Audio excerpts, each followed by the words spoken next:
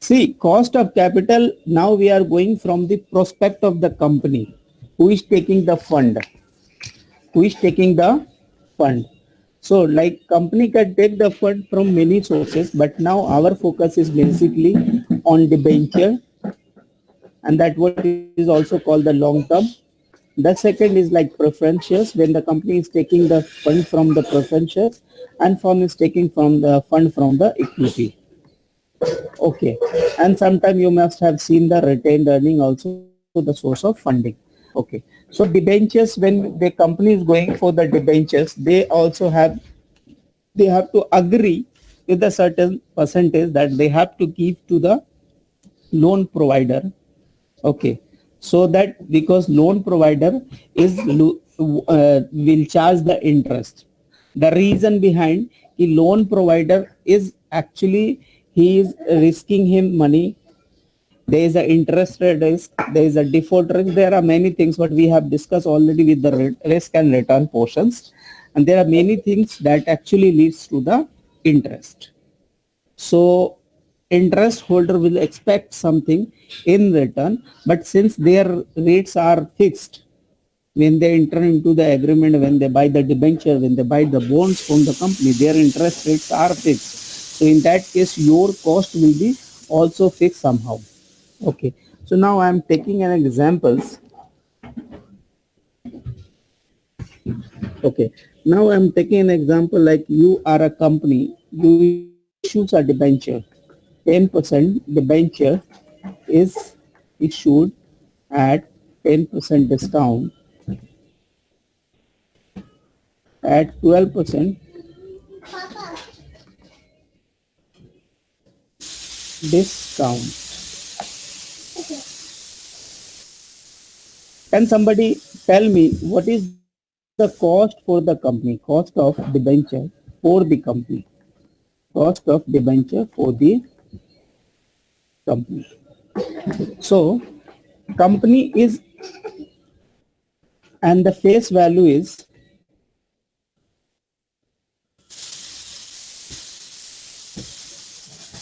face value is 1000. So company is agreeing that company is going to give that 10% interest.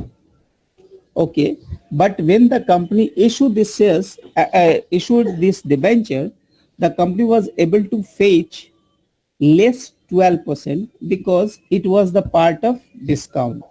So the interest was 100 because it is the 10% of 1000, because the company has to give the interest based on the face value.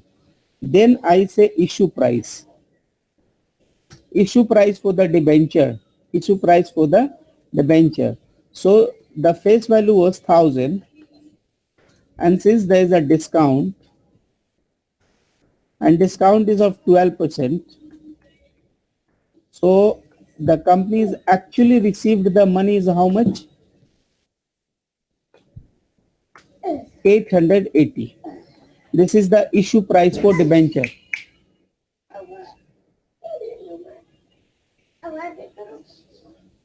Issue price of debenture. So in that case, for the company, actually company is paying the cost for getting 880. So now the cost for the company is 8, like this, 11.36%. That is the company's cost of capital, which was which you have seen from the beginning. It was looks like the 10% company will have the cost, but actually the company's cost is 11.4% because company was not able to sell its debenture at the face value. In the same way, if the company is issued the debenture at premium of 15%. So in that case, company was able to get the 15% debentures, 15% premium. So in that case, company will only give the interest on the face value. On the face value, the interest will be always calculated on face value, whereas the IP price, the issue price will be calculated like 1000 and the premium will be added. Premium will be added.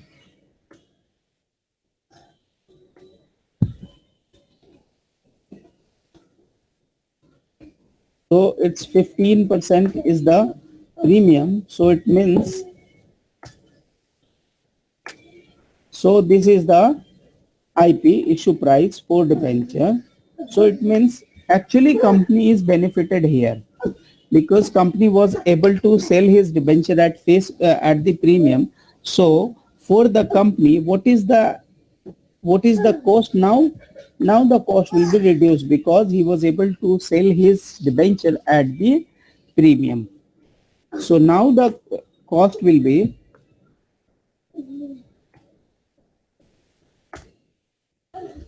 it's somewhere around 8.74%.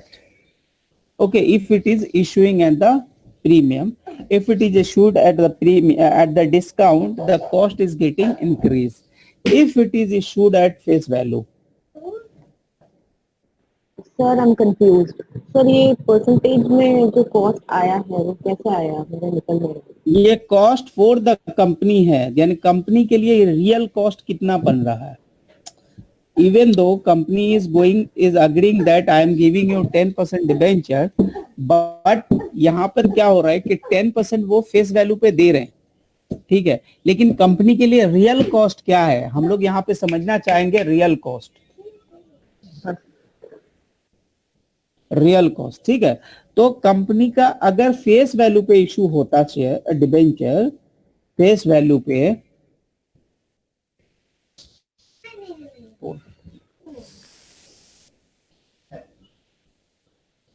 Face value पे अगर issue होता तो इसका मतलब company को कितना पैसा debenture issue करके कितना पैसे मिलते हैं,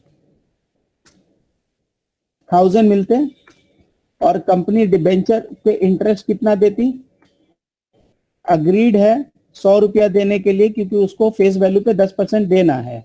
तो अभी अगर डिबेंचर का कॉस्ट निकाला जाए, जिसको केडी से रिप्रेजेंट करते हैं, तो अभी कंपनी के लिए कॉस्ट क्या होगा, 100 डिवाइड बाई 1000, जो कि 10% के बराबर होगा।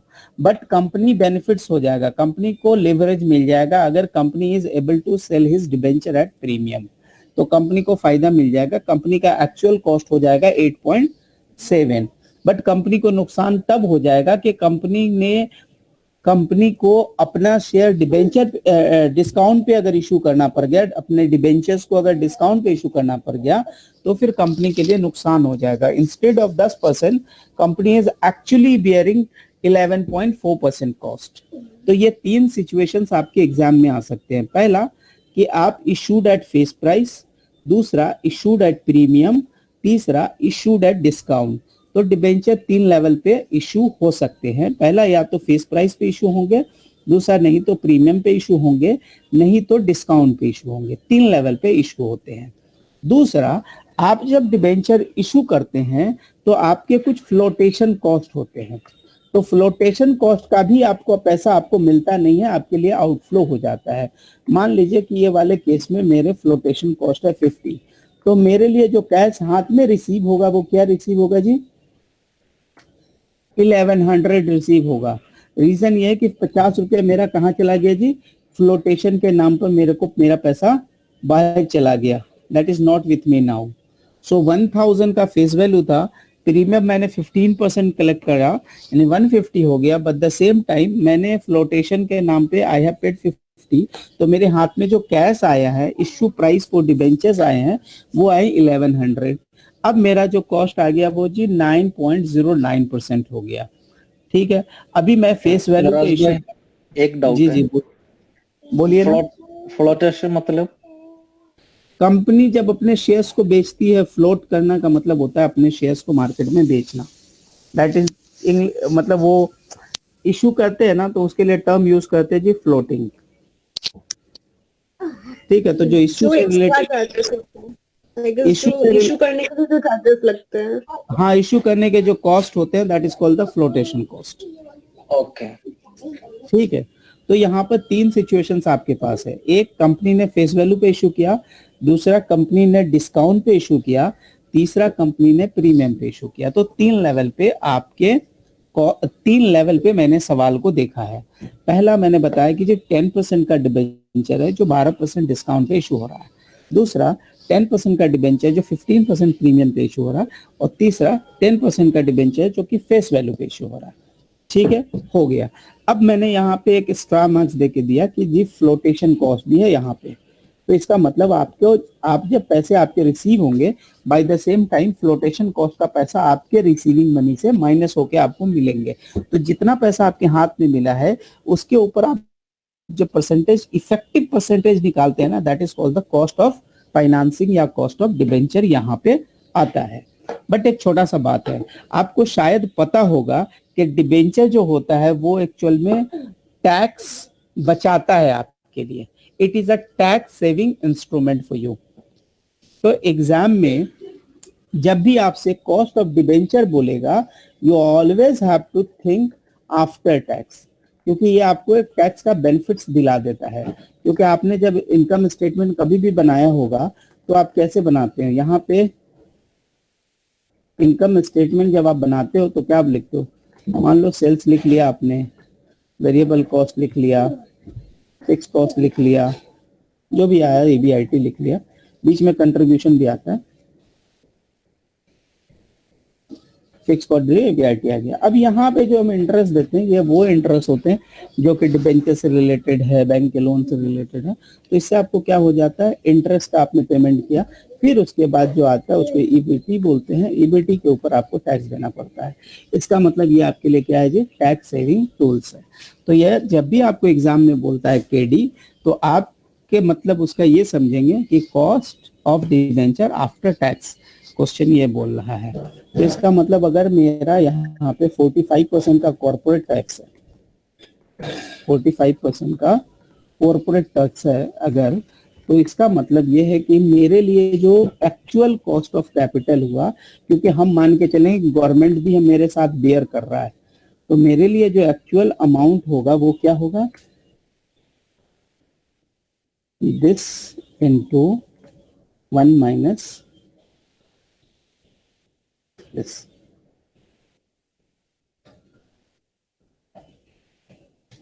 ठीक है, तो मेरे लिए एक्चुअल में ये कितना हो जाएगा जी, तकरीबन 5% मैं बियर करूंगा और 4.09% जो है वो गवर्नमेंट बियर कर लेगी, क्योंकि इंटरेस्ट जो है हमारे लिए क्या है, टैक्स सेविंग इंस्ट्रूमेंट है। अब यहाँ पर भी अगर हमको KD लेना पड़ेगा आफ्टर टैक्स, तो मैं क्या करूंगा, मैं लिखूंगा जी 100 मल्टीप्लाई बाय ये, multiply by bracket 1 minus tax. तो ये हमारा फार्मूला है। तो इस पे मैं ये लिख दे रहा हूँ KD before tax, cost of debenture before tax. अगर आपको आफ्टर टैक्स निकालना है,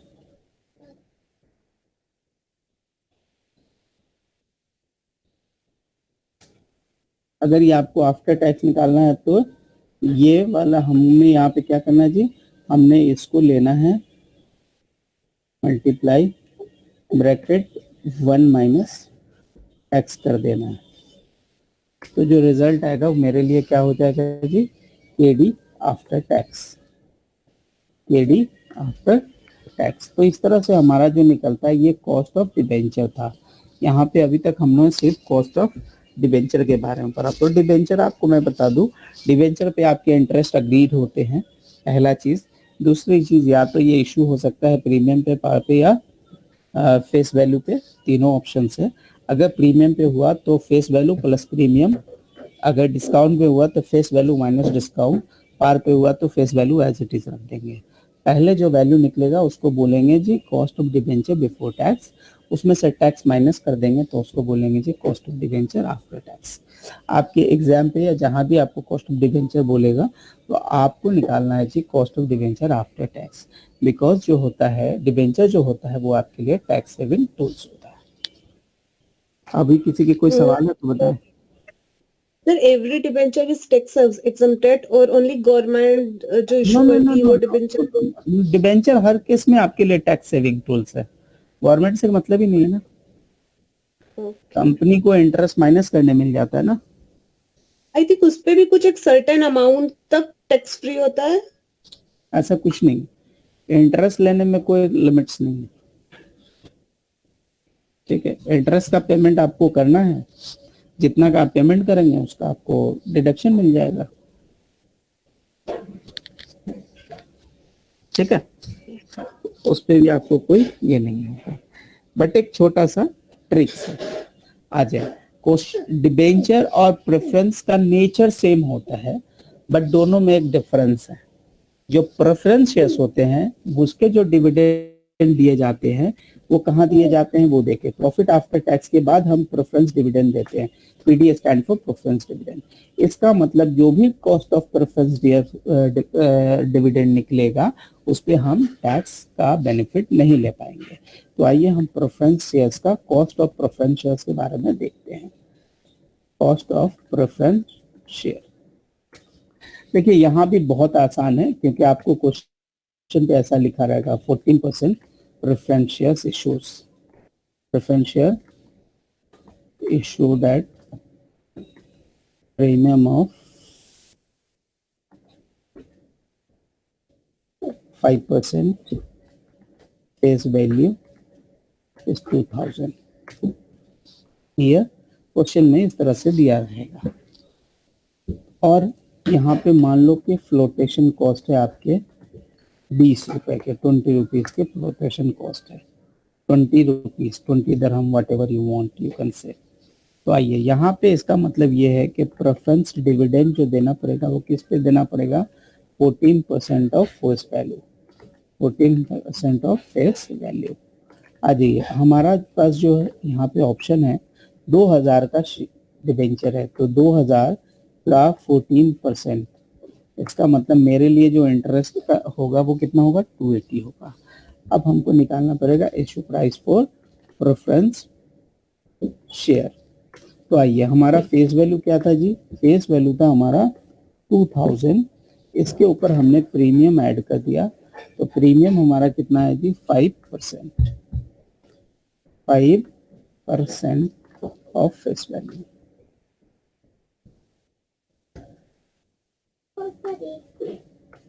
तो इसके ऊपर आपने 5% ऐड करने हैं, तो ये आपका आ गया जी 2100, ठीक है। लेकिन साथ में आपका एक फ्लोटेशन कॉस्ट था जो कि क्वेश्चन में बोला था 20।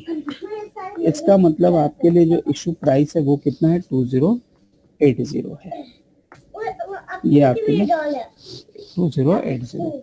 अब आपके लिए जो कॉस्ट ऑफ प्रेफरेंस शेयर्स है यानी रियल कॉस्ट, उस प्रेफरेंस शेयर्स के लिए आपको कितना आएगा, डिवाइड बाय दिस कीजिएगा तो तकरीबन 13.46% आया, 13.46% आया। लेकिन सिंस प्रेफरेंस शेयर्स जो होता है वो टैक्स सेविंग टूल्स नहीं है, so you are not going to give the tax, you are not going to calculate the after tax price, ठीक है जी। तो दोनों में जो टेक्निकल डिफरेंस समझ आया कि नहीं आया? Hello, yes sir, yes. आपके खुद के नीचे मेरी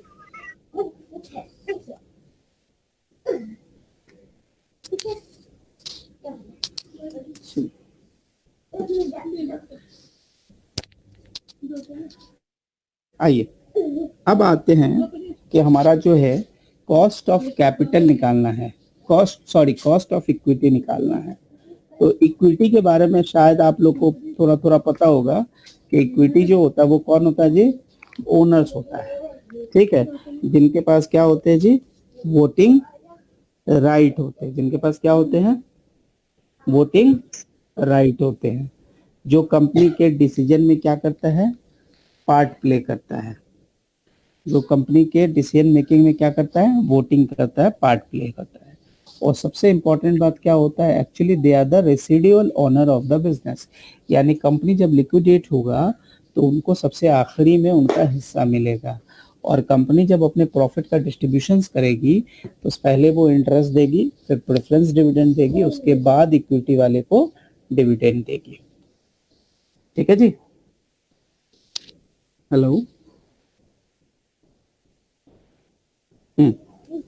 आइए, तो सबसे पहले एक मॉडल होता है, उसका नाम होता है डिविडेंड ग्रोथ मॉडल।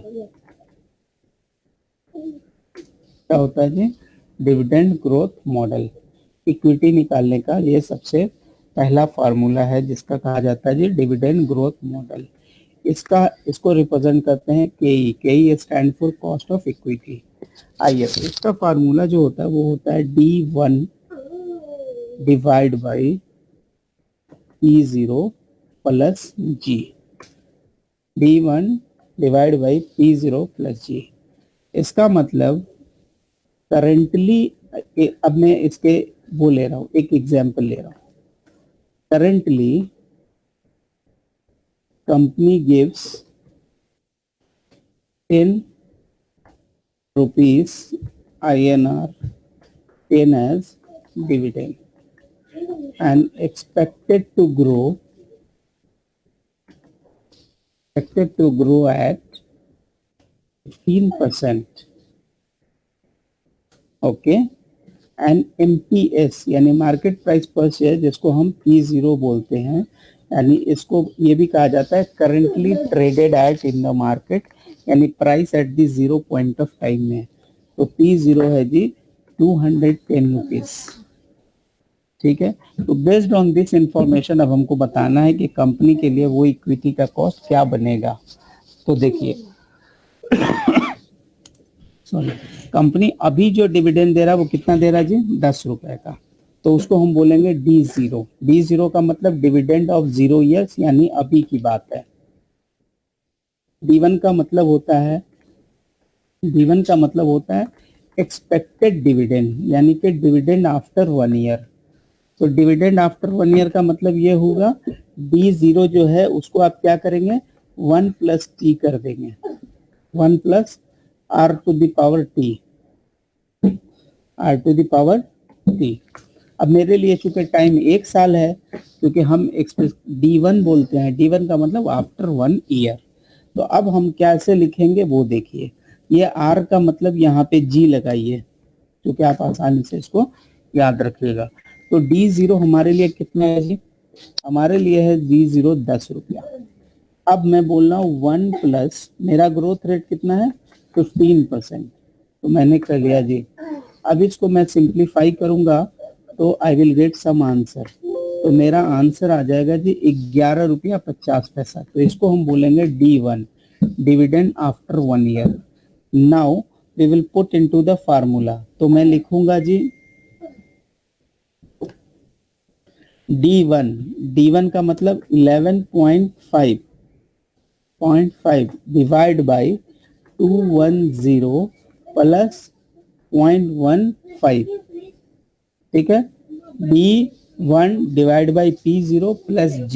तो अब हम इसको ये करेंगे, सिंप्लीफाई करेंगे। This is the formula for KE। अब हम इसको सिंप्लीफाई करते हैं तो व्हाट आई विल राइट, ये मैं क्या लिख रहा हूँ? 11.5 डिवाइड बाई 210 प्लस 0.15।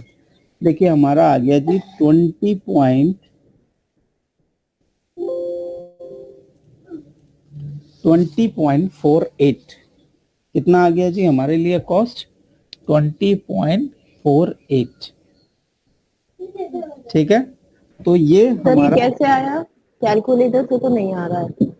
तो आप 210 11.5 डिवाइड बाई 210 कीजिए, कितना आता है?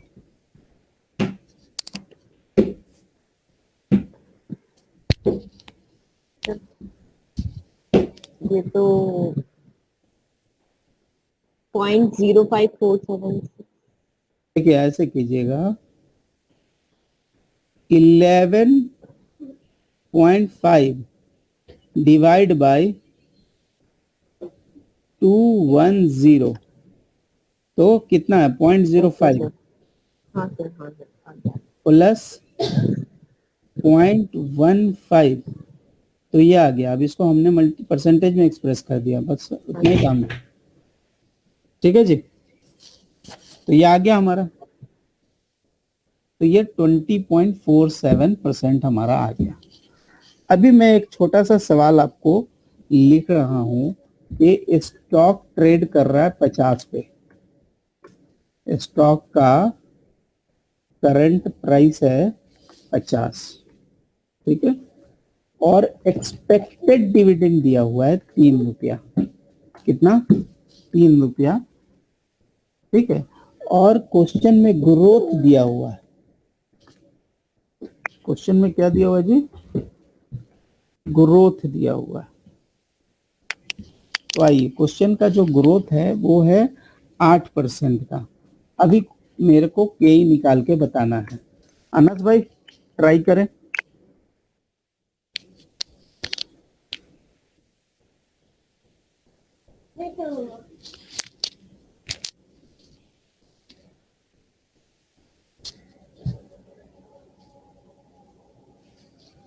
हेलो,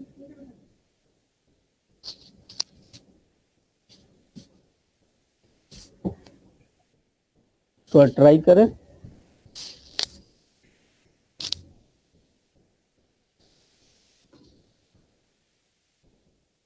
तो चूंकि एक्सपेक्टेड डिविडेंड दे दिया, एक्सपेक्टेड डिविडेंड का मतलब डिविडेंड आफ्टर 1 ईयर, तो D1 is given.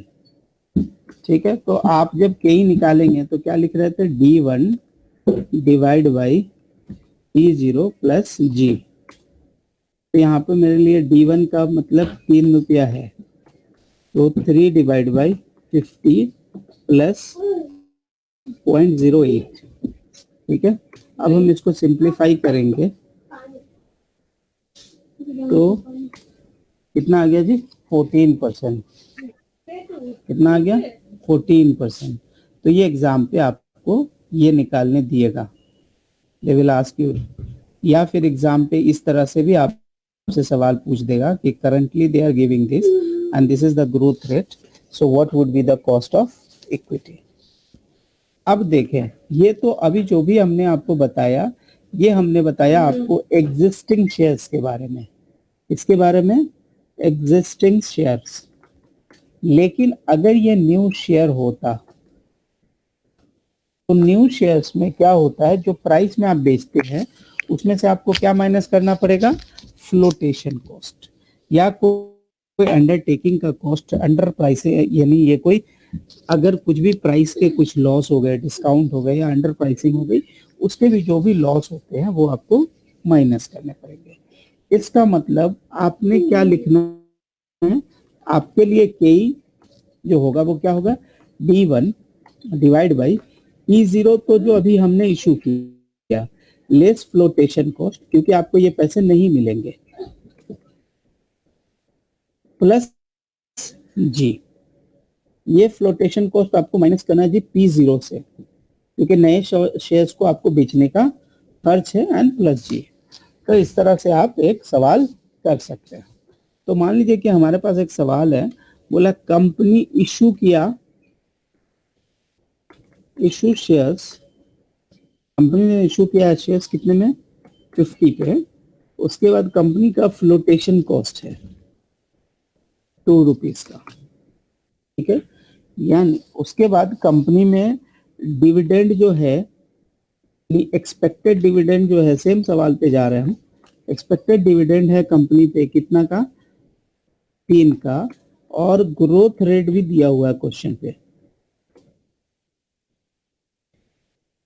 8%।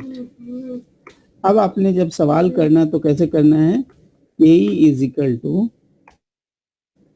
3 divide by 50 minus 2, क्योंकि आपके हाथ में 2 नहीं मिलेगा, प्लस 0.08।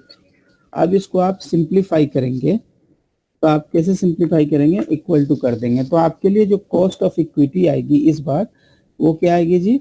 14.25 आएगी। क्यों? क्योंकि आपने पैसे सिर्फ आपको नेट हाथ में रिसीव हुए इस बार 48, पहले कितने हुए थे? 50 हुए थे। तो आपका क्या होगा कि जब आपके पैसे जो होंगे कम जाएंगे तो आपका कॉस्ट ज्यादा हो जाएगा, क्योंकि आपकी डिनोमिनेटर जैसे जैसे छोटा होगा वैसे वैसे कॉस्ट बढ़ जाता है।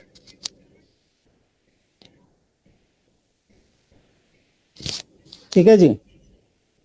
अब आपके पास जो एग्जाम में सवाल आता है जी, वेटेड एवरेज कैलकुलेट करने का सवाल आता है। तो चूंकि आपने तीनों सोर्सेस से समझ लिया कि पैसे आपको कहाँ से आएंगे, डिबेंचर से आएंगे, पैसे कहाँ से आएंगे, प्रेफरेंस शेयर से आएंगे, पैसे कहाँ से आएंगे, इक्विटी से आएंगे। अब ये सोर्सेस हैं। तो मान लो आप अपनी जब कैपिटल स्ट्रक्चर डिसाइड कर रहे हैं तो इसमें बोला आपने कि भाई मेरा जो है 50% पैसा जो आएगा वो डिबेंचर का होगा, 20% मैं लूंगा प्रेफरेंस वाले से और 30% लूंगा मैं किससे जी, इक्विटी वाले से।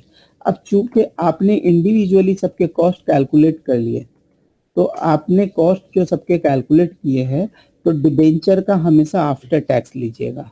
तो डिबेंचर का हम अपने सवाल पे अगर आफ्टर टैक्स लूंगा तो मान लो कि मैं ये वाला पोर्शन उठा रहा हूँ, this portion I am taking as a example. ठीक है, तो मैं बोल रहा हूँ कि डिबेंचर का मेरा कॉस्ट है 0.05 का कॉस्ट है, तो मैं यहाँ पे उठा लिया। प्रेफरेंस शेयर्स का जो है मैं कॉस्ट उठा रहा हूँ, कौन सा, मान लो ये प्रेफरेंस वाला भी मैं प्रीमियम वाला ही उठा ले रहा हूँ, जो कि हमारे पास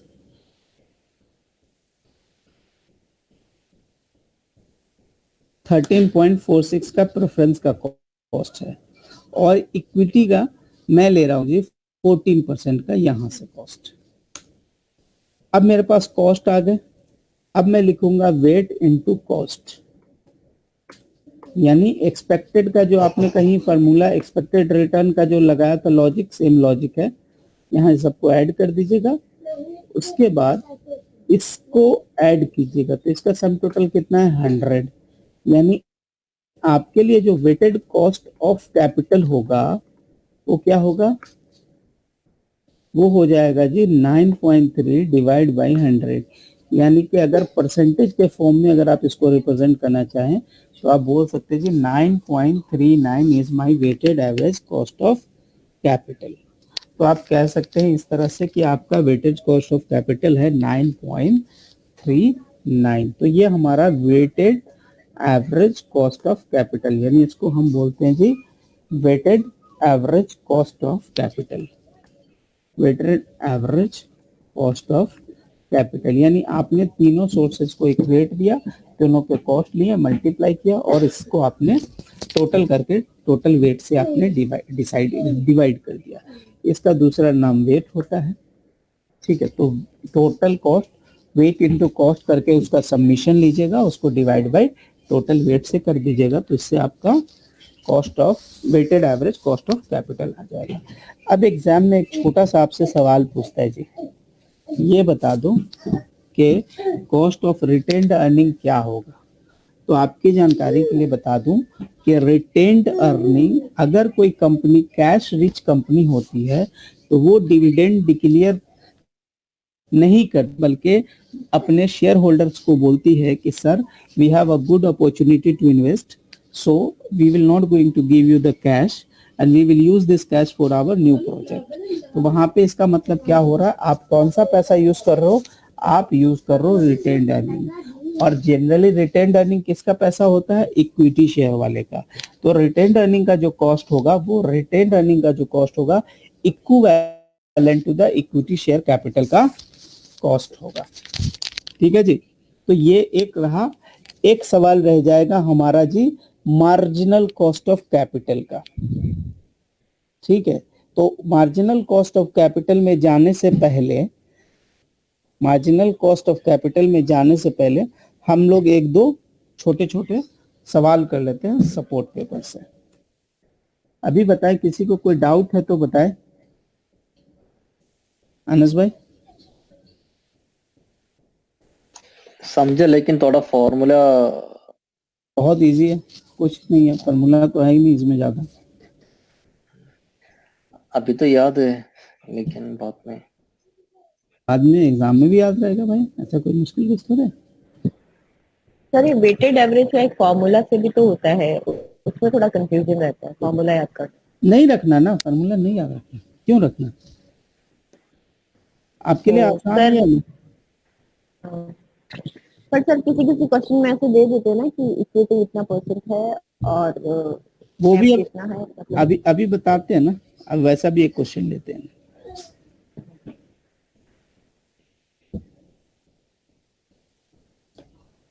लीजिए जी,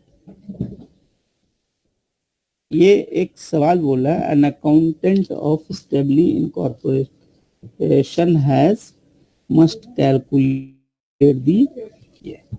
अब इन्होंने बताया जी हमारे पास जो है वो ये है कि अकाउंट पेबल है, इसके बाद लॉन्ग टर्म डेट्स है, उसके बाद हमारे पास है जी कॉमन इक्विटी शेयर्स है और रिटेन अर्निंग है। ठीक है, इसमें बोल रहे हैं यहाँ पे जो अकाउंट पेबल है उसका हमने कोई इंटरेस्ट रेट नहीं दिया है, क्योंकि अकाउंट पेबल आपकी नॉर्मल बोरोइंग होती है, वर्किंग कैपिटल की बोरोइंग होती है। ठीक है, आप किसी के पैसे नहीं देते होते, अनटिल अनलेस आप कोई डिफॉल्ट करते तब तक वो आपको ब्याज नहीं चार्ज करता है। तो सर लॉन्ग टर्म में आपने पैसे ले रखे हैं, बेटर कॉमन में आपने कॉमन जो आपने इक्विटी शेयर किए होंगे उसके है, और रिटेन अर्निंग को आप किसी प्रोजेक्ट पे लगा रहे हैं उसका भी एक सर्टेन कॉस्ट इन्होंने ऑलरेडी डिसाइड करके दे दिया। अब ये बोल रहा है कि what is the weighted cost of capital of stability.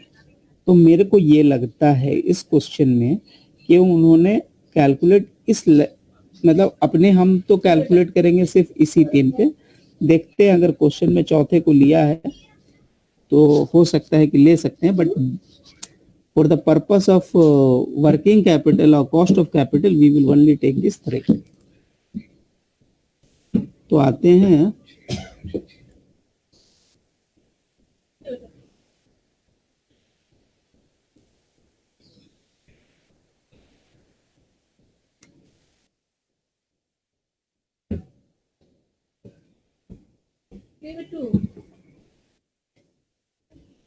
देखिए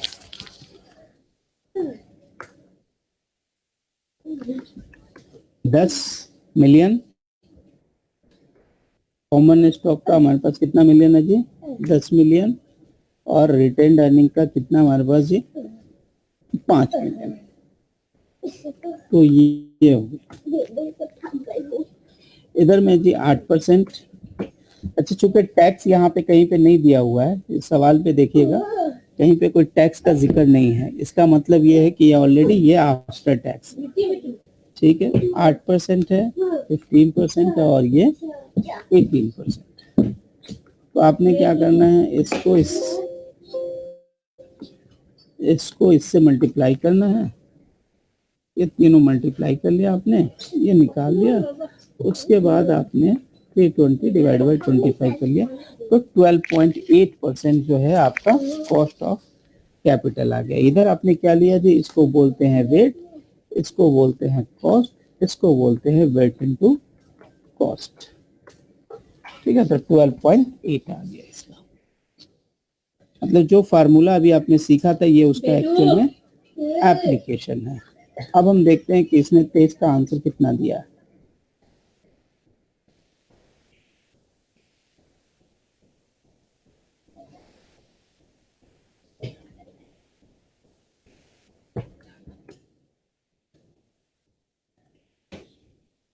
तो देखिए इन्होंने भी 23 पे यही आंसर किया है 12.8, क्योंकि हम जब कॉस्ट ऑफ कैपिटल बोलते हैं तो हमेशा लॉन्ग टर्म प्रोस्पेक्टिव से बोलते हैं, जो कैपिटल स्ट्रक्चर्स का पार्ट होता है।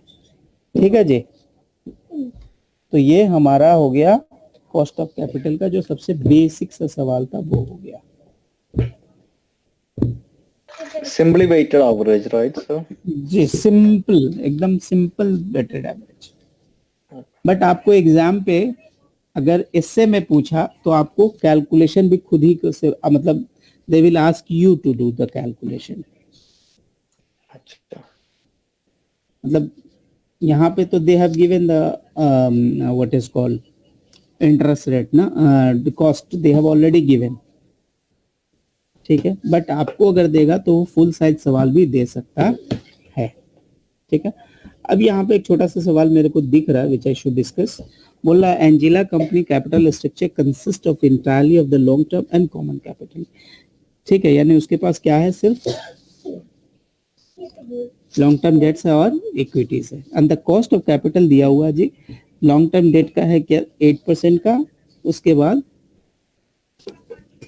के जो है वो 15% का।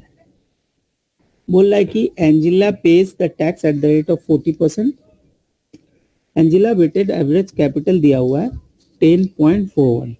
अब बोल रहा है जी इस इंफॉर्मेशन को यूज करके बताना है जी कि उनके पास प्रोपोर्शंस में लॉन्ग टर्म डेट कितने हैं, उनके पास प्रोपोर्शन में लॉन्ग टर्म डेट कितने हैं।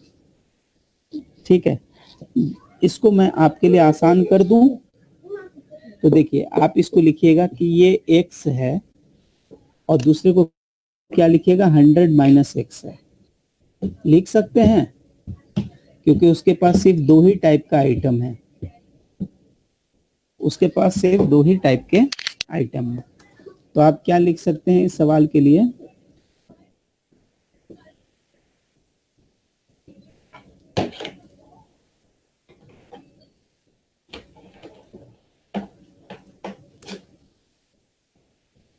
देखिए ये सवाल को समझने के लिए मैं आपसे बोला उनके पास सिर्फ दो ही चीज है भाई, या तो इक्विटी है नहीं तो डिबेंचर, सॉरी इक्विटी है एंड डिबेंचर है। तो मैं बोलता हूं कि हमारे पास लॉन्ग टर्म है और दूसरा क्या है इक्विटी है। अब ये क्या है, ये है जी x और इसको 100 माइनस x लिखने में अगर कोई इतराज है तो बताएं ताकि इसका टोटल क्या हो जाए 100 हो जाए, तो इससे वेट का झंझट खत्म हो जाएगा। ठीक है, वेट का झंझट खत्म हो गया। अब बोला जी ये 8% है, दूसरा 15% है। ठीक है, और इधर में क्या बोल रहा है, तो हम इसको क्या लेंगे, हम इसको आफ्टर टैक्स लेंगे। तो हम इसको अगर आफ्टर टैक्स लेंगे तो 8 का 60% कितना होता है जी 4.8। ये समझ आया मैंने लिया। पापा लॉन्ग टर्म का कॉस्ट दिया हुआ है आपके पास कितना है जी 8% का। ठीक है, अब आफ्टर टैक्स आपने लेना था, तो आफ्टर टैक्स का मतलब this minus this into bracket 1 minus 40%, ये आ गया जी। तो 4.8, तो ये कितना हो जाएगा जी 4.8x। इधर में कितना हो जाएगा जी, इधर में आपको 1500 माइनस 15x।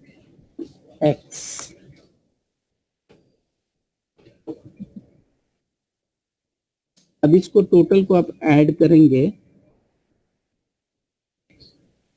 इसको ऐड कीजिएगा तो आपका कितना आ जाएगा जी 1500 प्लस 15 माइनस 4.8 कितना होता है जी 10.2 x divide by 100 is equal to क्या लिखिएगा 10.4, बिकॉज आपके पास 10.4 वेटेड एवरेज है। तो इधर लिखिएगा जी 10.41, ये आपने लिख लिया जी फार्मूला के हिसाब से। इसका मतलब ये हो गया कि नीचे का 100 ऊपर आ गया तो कितना हो जाएगा 1041।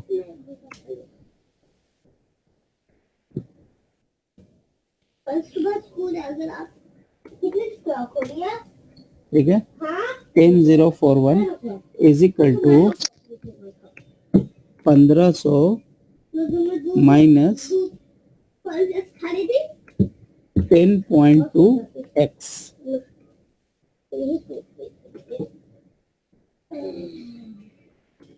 ठीक है, अब इस पे हमने करना क्या है 10.2 इधर ले आना है x, इधर में हमने लेना है 1500 माइनस 1041।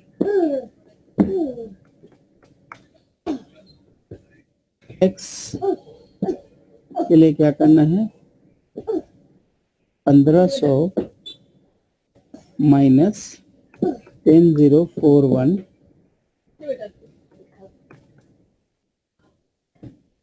डिवाइड बाय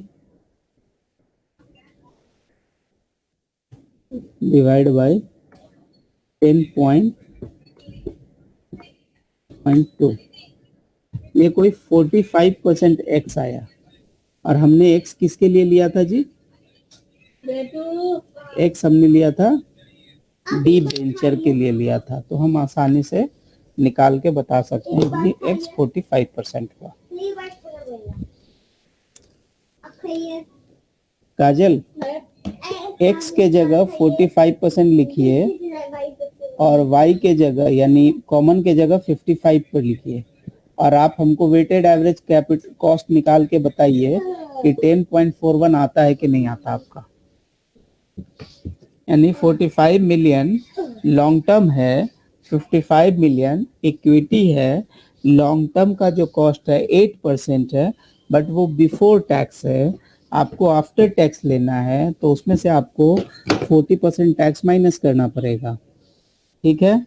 उसके बाद 55 का जो रेट है 15% है, दोनों को मल्टीप्लाई कीजिए, उसके बाद आप अपना वेटेड एवरेज कॉस्ट निकालिए जो कि 10.41 आना चाहिए। अगर नहीं आ रहा है इसका मतलब हमने कहीं मिस्टेक किया होगा। कर सकती हैं? हाँ सर, एक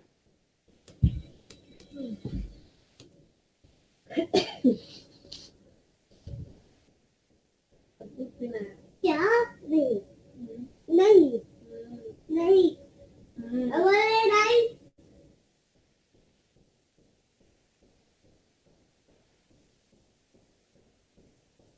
अब हो गया।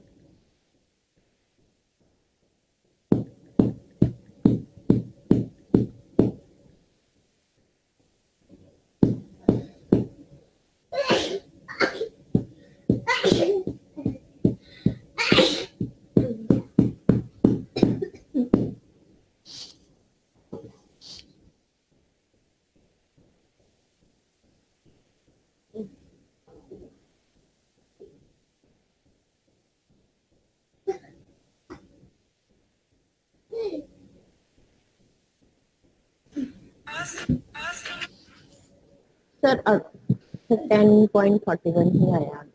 आ गया? हाँ सर। तो इसका मतलब कि हमने सही कैलकुलेशन कर लिया हम लोगों ने। हाँ सर। बट आप लोग कर पाओगे एग्जाम में इसको? हाँ सर, ऐसे वाला क्वेश्चन तो ठीक है, कर सकते हैं। मतलब अगर ये आप जो फॉर्मूला आपने एक्स लेके बताया है, देखिए डायरेक्ट डिजिट वगैरह दे दो वैसे। आपको एग्जाम पे यही तो समझना है ना कि आप जब लैंग्वेज पढ़े तो आप समझ सको कि अगला हमसे क्या मांग रहा है। अब अगले ने बोल दिया भाई मेरे पास सिर्फ लॉन्ग टर्म और डिबेंचर है, यानी पहला एक्स होगा, दूसरा 100 माइनस एक्स होगा, दिस शायद ये आपके एजम्पशंस में आना चाहिए। नहीं तो आप दो नंबर अपने मन से अगर पकड़ोगे तो आप नहीं कर पाओगे ना। अपने मर्जी से अगर कोई नंबर पकड़ लो तो आपको हाँ लगता सर, है मतलब वही प्रॉब्लम है कि मतलब कैलकुलेटर में नहीं कर सकते, इसको थोड़ा सा सॉल्व करना पड़ेगा। हाँ, ये आपको थोड़ा कागज चाहिए होगा, हाँ ठीक है, ये आपको कागज चाहिए होगा। अब ये छोटू सा सवाल है, बोल रहा है कि कैपिटल स्ट्रक्चर में 50% का कॉमन है, 30% का प्रेफरेंस है, 20% का डिबेंचर, यानी रेशियो के लिए आपको परेशान नहीं होना। जो बोल रहा है जी कॉस्ट ऑफ इक्विटी 12% है, इसमें भी क्लियर है, प्रेफरेंस का कॉस्ट भी क्लियर है, डिबेंचर का प्री कॉस्ट है, यानी सामने वाला बोल दिया कि मैं प्री हूँ, तो आपको इसमें से क्या निकालना पड़ेगा जी, 30% का टैक्स निकालना पड़ेगा। तो 30% का टैक्स निकालने के बाद ये कितना हो जाएगा, 70% के बराबर। तो 70% होता है कितना है ये, 3.5 के बराबर। कितने के बराबर, 3.5 के बराबर। अब आराम है, एक तरफ आप वेट लिख लो, एक तरफ कॉस्ट लिख लो, मल्टीप्लाई कर दो, खत्म हो गया बात, ठीक है।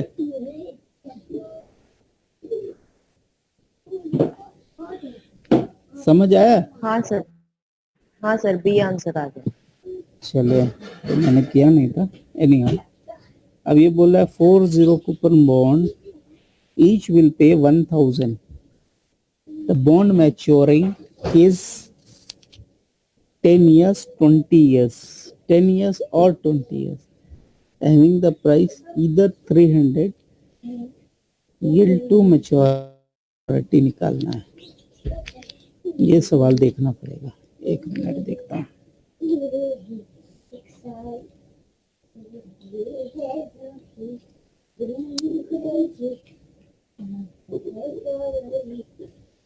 ये वाला क्वेश्चन एग्जाम में आ गया तो आराम से दे पाइएगा।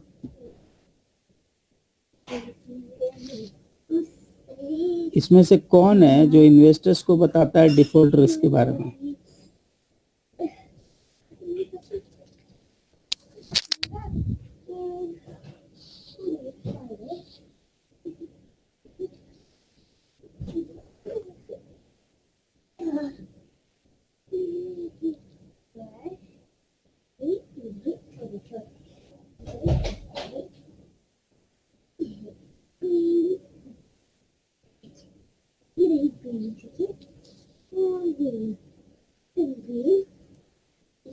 ये यहाँ पे आपको शायद हर सवाल करने पड़ेंगे इंडिविजुअली। कंपनी ने करंटली मिक्स ऑफ इतना कॉमन 750 कॉमन है, 200 प्रेफरेंस है और 300 जो है डिबेंचर्स है। बोल रहा है करंटली वो 2 रुपए का डिविडेंड दे रहा है, जो कि एमपी P0 दिया हुआ है 38 है। डिविडेंड ग्रो करेगा 10% से, यानी आपको के निकालने का है। बोल रहा है कि डिबेंचर पे जो है yield to maturity to the investor is 12%। ठीक है, तो डिबेंचर्स के इसके लिए कितने का है? 12% है। प्रेफरेंस पे डिविडेंड ऑफ 9% टू यील्ड 11%। तो आपके लिए जो कॉस्ट है वो कितना है? सिर्फ 9% का है। ठीक है, उसके बाद बोल रहा है कि if any new equities security, तो वहां पे 3% के अप्रोक्सीमेट क्या होंगे? फ्लोटेशन कॉस्ट होंगे। साथ में उसने बोला has a retained earning available for the equity requirement. The companies effective tax based on the information, हमको बताना है cost of capital for retained earning. ठीक है, तो सुनिए, यहाँ पे आपको सवाल करे बगैर भी यू कैन आंसर। आपके पास रिटेन्ड अर्निंग का खाली आंसर करने के लिए क्या चाहिए था? आपके पास D0 दिया हुआ है। D0 दिया हुआ कितना? 2 रुपए का। आपको D1 निकालना है। D1 का फॉर्मूला क्या होता है जी? D0 plus growth. D0 plus growth, तो कितना? 10% का ग्रोथ है। तो 2 रुपए का चीज 10% से ग्रोथ करने के बाद कितना हो जाएगा जी?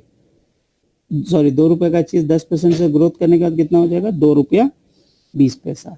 2 रुपया 20 पैसा डिवाइड बाई 38, पता नहीं कितना आएगा, कैलकुलेटर निकालें।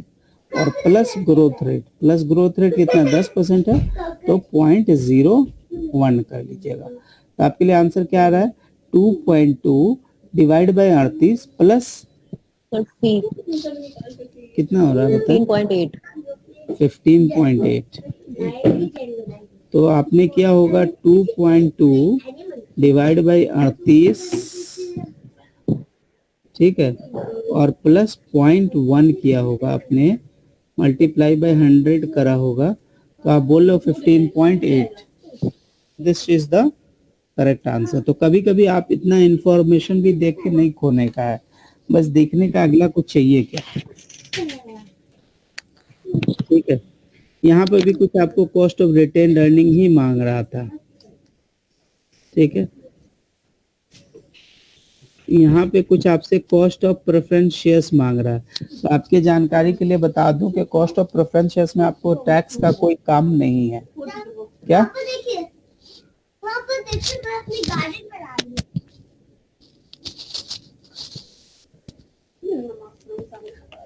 तो उसमें से कोई भी निकल। दुपट्टा दुपट्टा। तो आपके लिए क्या काम का इंफॉर्मेशन नहीं है जी? अरे ये जो कॉर्पोरेट टैक्स है, कॉर्पोरेट टैक्स है, ये आपके काम का नहीं है। ठीक है जी।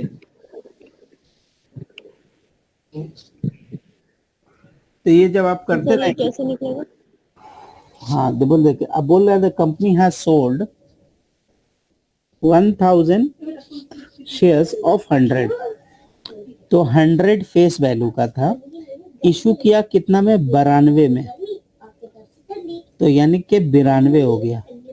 साथ में बोल रहा है कंपनी इशू कॉस्ट, तो 92 में से 5 गया तो कितना बचा, 95 में से 5 गया तो 88 बचा ना, 87 बचा आई बिलीव, पता नहीं। 92 रुपीज में आपने उसको बेचा, साथ में आपका 5 रुपए का इशू कॉस्ट है जिसको फ्लोटेशन कॉस्ट बोलते हैं, तो 92 में से 5 घटा दिए। उसके बाद चूंकि 8% का है तो 100 का 8% आपको ब्याज देना पड़ेगा, यानी 8/87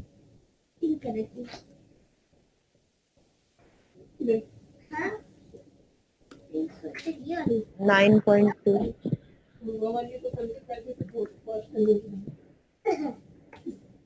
ठीक है, 8/9.2 आ गया ना जी, सर मतलब dividend upon issue price. Dividend upon issue price, exactly, one line answer. तो 9.2 आपका डी आ गया जी, वन लाइन आंसर, आपने एकदम करेक्ट पकड़ा है।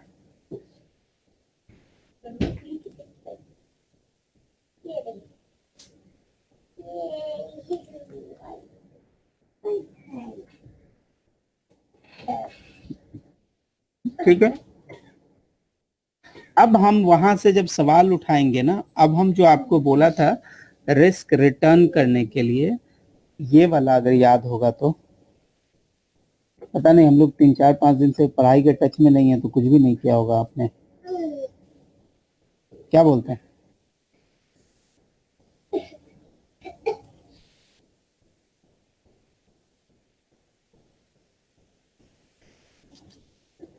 अब देखिए, मैं ये बोल रहा था कि देखिए ये हमारा रिस्क एंड रिटर्न तो हमने उस दिन खत्म कर दिया था। फिर हमने बोला था कि लॉन्ग टर्म इंस्ट्रूमेंट डेरिवेटिव्स हमने अभी नहीं करवाया, छुड़वा दिया था। कॉस्ट ऑफ कैपिटल अभी मैंने करवा दिया है, ठीक है। उसके अंदर कुछ 54 क्वेश्चन है, अगर ये 54 क्वेश्चन आप करने बैठिएगा तो मुश्किल से आपको जाएगा 2 घंटा, हार्डली 2 घंटा जाएगा। अगर आप कर लेते हैं तो आपका एग्जाम में 2 क्वेश्चन आप श्योर शॉर्ट कर लेंगे, क्योंकि कॉस्ट ऑफ कैपिटल से एग्जाम में मिनिमम 2 क्वेश्चन होते हैं, ठीक है। तो अगर काजल, अगर आप प्रैक्टिस करती हैं, अनस भाई आप प्रैक्टिस करते हैं, रोशन भाई प्रैक्टिस करते हैं, तो it will be going on, ये आपके लिए काम का चीज है। सर ये क्वेश्चंस आप अभी सेंड करेंगे ना? ये आपको दिया हुआ है बाबा, अच्छा, उन्हीं में से देखना। दिया हुआ है। ओके सर, उन्हीं में से देख लो। हाँ, तो आप ये कॉस्ट ऑफ कैपिटल, और नेक्स्ट डे जो है अगर कुछ डाउट्स हुए तो उसको क्लियर करेंगे, लेकिन उससे पहले मैं चलूंगा, क्योंकि मैंने डेरिवेटिव्स छुड़वा दिए हैं, उसमें 24 नंबर के क्वेश्चंस थे, ठीक है, 24 क्वेश्चंस थे वहां। उसके बाद मैं देखता हूँ कि उस दिन अगर रेजिंग कैपिटल या डेरिवेटिव्स को ये खत्म करा के छोड़ूंगा। सर ये आपने मेल किया था क्या? मेरे को याद भी नहीं। आई बिलीव अरे इतना दिन पे हम लोग मुलाकात कर रहे हैं ना, एक हफ्ता पे। राज भाई, आज जो आप वो एक्सेल भेजेंगे ना, उसके साथ ये भी थोड़ा भेज कर लो। चलो कर सकता है एक क्या? मिनट, हाँ हाँ कर सकता है भाई, आइडिया देने के लिए थैंक यू। ओके।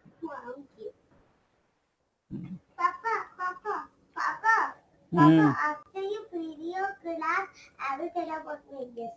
ठीक, Okay? तो ये आ गया,